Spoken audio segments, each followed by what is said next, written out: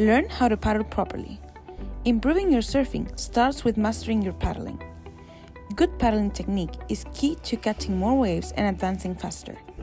To paddle efficiently on the board, focus on two main goals. 1. Reduce drag. Achieve this by positioning yourself correctly on the board. 2. Boost propulsion. Use the right paddling technique to move efficiently through the water. By refining these elements, you'll see progress in your wave count and overall skill. Introduction to paddling. To paddle efficiently on a surfboard, it's essential to understand two main concepts: drag and propulsion. Drag. This is the resistance that slows you down in the water. Form drag is particularly important for surfers and is affected by your body's shape and position on the board. Poor posture, like keeping your head too high, can increase drag by causing more of your body to submerge, creating resistance. For example, to swim as fast as possible, you want to be as horizontal to the water as possible. Why is that? Because if your body sinks in the water, it increases drag and the water resistance force. Propulsion.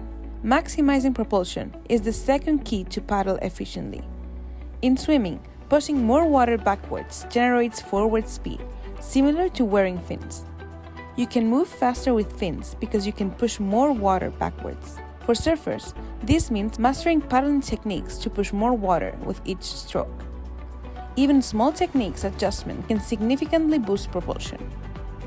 Reducing drag and maximizing propulsion are your main goals, and a proper paddling technique will help you catch more waves. Minimizing resistance. In surfing, minimizing drag is key to efficient paddling. Drag is the fluid resistance that slows you down as you move through the water. How to limit drag? You need to find the sweet spot of your board so that the surfboard sinks the least in the water to have more speed. This is the optimal position where your body is aligned with the board, both vertically and horizontally. When positioned correctly, the board moves through the water with minimal resistance, making paddling more efficient. How to find the sweet spot? First, let's see how to find your sweet spot with the correct vertical body position. First, you always need to paddle with your head up. Slide your chest up or down the surfboard until you notice that your nose is barely coming out of the water. This way, the surfboard is laying flat in the water, gliding fast with the least resistance. Here, the surfer is positioned way too far back on his board, causing loads of resistance. Here, the surfer is once again generating drag, but this time it's due to being positioned too far forward on the board. The correct positioning on the board will be very helpful for catching more waves, paddle faster, and avoid nosedives. Now, let's see how to find your sweet spot with the correct horizontal body position. You also need to be centered in your board. How to know if you are centered? Lift both of your hands out of the water.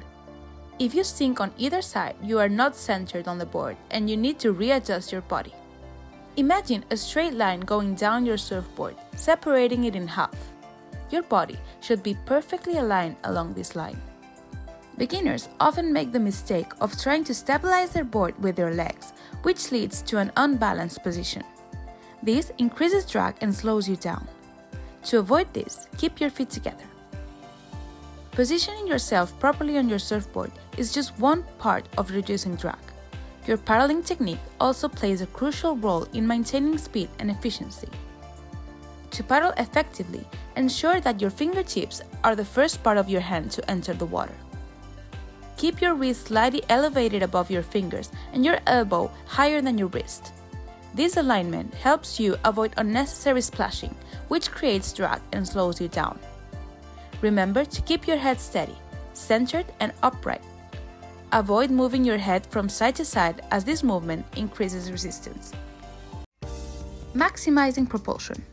This video breaks paddling for surfers into 4 key parts: the catch, the pull, the recovery, and the hand entry.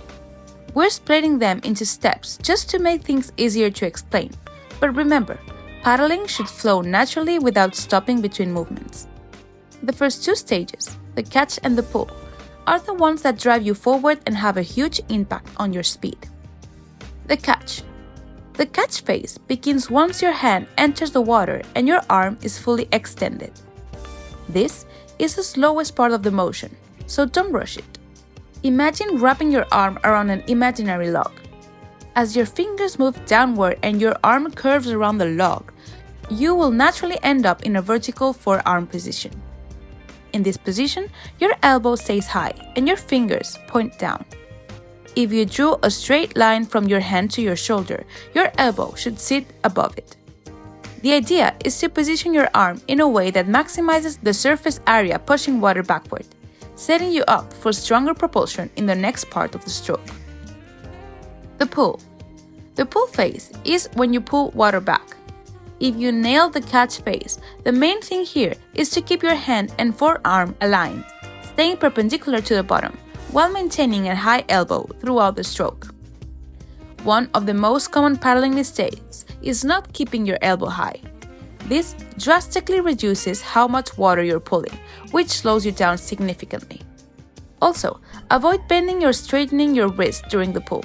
Keeping your hands and forearm working together as one straight unit, like a paddle blade, will help you move more efficiently in the water.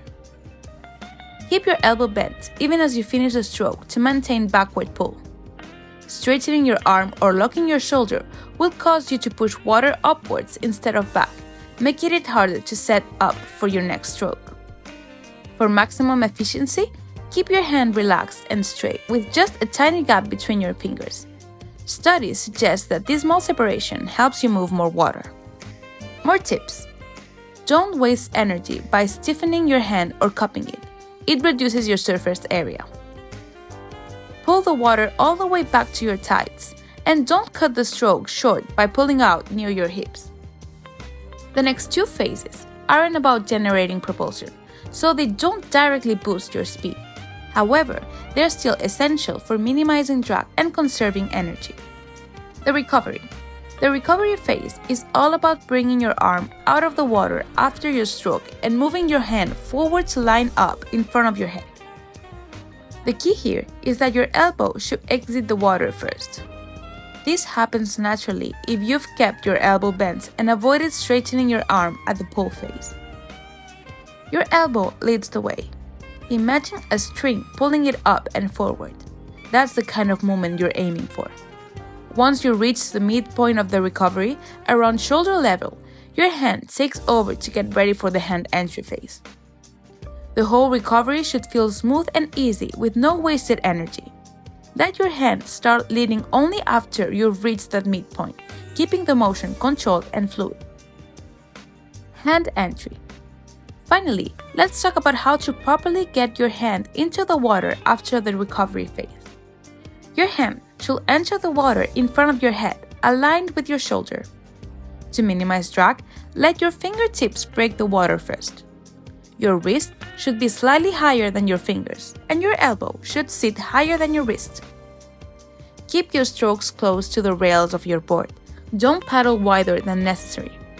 Wide strokes keep your forearm too shallow in the water, reducing propulsion. By keeping your technique tight and efficient, you'll engage the stronger back muscles and get the most power out of each stroke. Equipment drag. Your surfboard choice plays a huge role in how much drag you experience while paddling. Let's see some important elements to take into consideration. Volume. A larger surfboard means more volume, which translates to better flotation. With more flotation, more of your body stays above the water as you paddle. This reduces drag and makes it easier to glide. If you've paddled on both a longboard and a shortboard, you'll notice the difference immediately. Longboards allow you to paddle faster and maintain momentum longer, even after you stop paddling. Since your body sits higher out of the water, you glide more efficiently. On the other hand, shortboards have less volume, so more of your body is submerged while paddling. This creates more drag, slows you down, and requires you to catch waves at its deeper part of the break. For beginners, this can be especially challenging since it requires precise timing and positioning. That's why longboards are often the go-to choice for learning to catch waves, as they make paddling easier. Rocker. Another key factor to consider is the rocker. which refers to the banana-like curve of the surfboard. A board with more rocker is generally more maneuverable, making it easier to turn and helping to prevent nosedives, especially in steeper waves. The rocker allows the board to fit better in the wave, giving you more control. However, while more rocker improves maneuverability, it can also reduce speed, both when paddling and surfing. For example, if you compare two surfers with boards that have the same volume of 35 liters, you'll see the difference. Surfer A rides a board with a flat rocker, while Surfer B uses a performance shortboard with a strong rocker. Surfer A will have an easier time building momentum while paddling because the flat rocker reduces resistance, allowing the board to glide more smoothly over the water. Surfer B, on the other hand, will experience more drag, making it harder to gain speed while paddling. Bottom contour. While volume and nose rocker are the primary factors influencing your paddling speed, the bottom contour of your surfboard also plays a role in how water flows around it. While it may not drastically affect your paddling speed, it's something to keep in mind when choosing your board. Fins and leash. Your fins and leash also contribute to drag while paddling, but the impact is minimal. The advantages of having fins for control and a leash to keep your board close add always a small drag. However, for surfers on smaller boards in smaller to medium-sized waves, opting for a shorter, thinner leash can help reduce drag slightly and make paddling a bit more efficient. Sprinting and kicking. When experienced surfers are trying to catch a wave, you'll notice two things. The stroke rate increases, and they start kicking with their feet.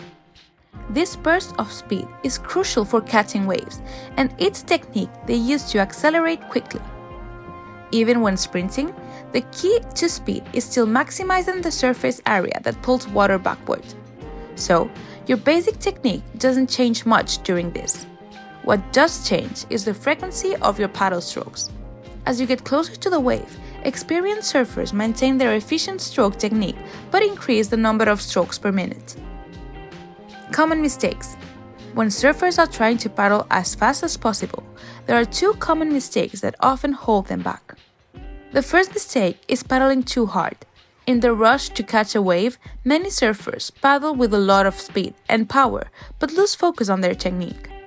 The goal should be to increase your stroke rate while maintaining a technique that maximizes the surface area of your arm, pulling as much water backward as possible. The second mistake is paddling with both arms at the same time. To keep forward momentum, it's best to paddle one arm at a time, ensuring continuous propulsion and maintaining your speed. So, should I kick or not? The answer depends on a couple of things. First, consider the size of your surfboard. Kicking is only effective if you're riding a smaller board. Your feet need to be able to float behind the tail of your board for kicking to work properly. Second, while kicking can help a bit, it requires a lot of energy for limited propulsion. Compared to the power of your hands and forearms pushing water backward, your feet don't displace nearly as much water. Kicking adds propulsion and reduces drag. Kicking helps reduce drag by lifting your body higher in the water. When you kick downwards, it creates a bit of extra lift, which can make a difference in positioning. However, for most surfers, kicking isn't necessary. If you're properly positioned, you should be able to catch the wave without needing to kick.